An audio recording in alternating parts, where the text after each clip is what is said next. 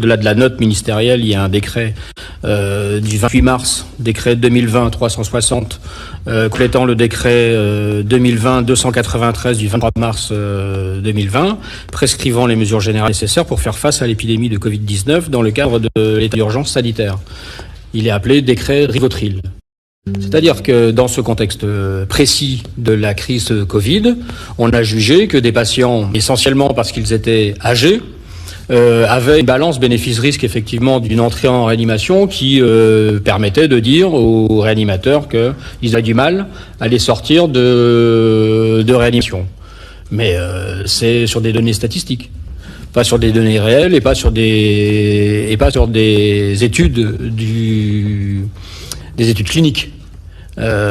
C'est particulièrement vrai, je pensais qu'Astrid en aurait parlé, sur l'hospitalisation à domicile, où on a mis en place à l'assistance publique, dans cet établissement-là d'hospitalisation à domicile, ce qu'ils appellent les GIR, les groupes d'intervention rapide.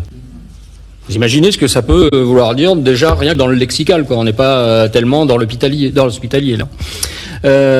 Il s'agissait donc de venir intervenir pour les équipes hospitalières dans les EHPAD et de mettre en place un protocole préétabli de Rivotril notamment sur les personnes âgées qui présentaient des pressions respiratoires. Parce qu'on jugeait que, de fait, si on les mettait en réanimation et qu'on les intubait... C'est un protocole de fin de vie, hein, C'est ce qu'ils ont appelé le palliatif Covid.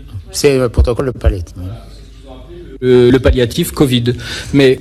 moi, le témoignage que je voudrais apporter, c'est le témoignage de mes collègues qui ont vécu ça et qui se sont retrouvés dans les EHPAD à mettre en place ce protocole-là sans avoir le médecin de l'EHPAD avec eux et sans avoir le médecin de l'HAD avec eux. Et qui, donc, sur les dires d'un médecin d'EHPAD qui avait téléphoné aux collègues de l'HAD, a jugé que ce patient-là était en dépression respiratoire et qu'il fallait lui mettre en œuvre ce protocole palliatif. C'est revenu, la charge est revenue au personnel non médical, et c'est